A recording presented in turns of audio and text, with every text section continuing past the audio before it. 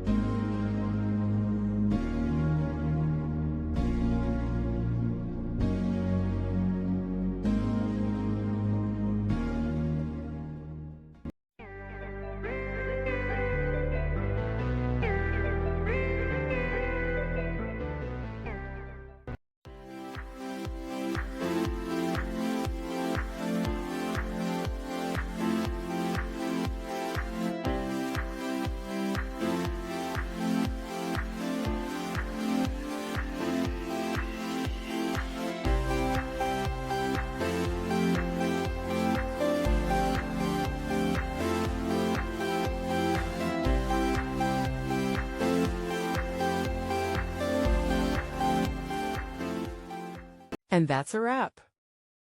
I hope you found the answer you were looking for. If you did, take a second to hit that subscribe button. It really helps out. And let me know in the comments which solution worked best for you. See you next time in the debug zone.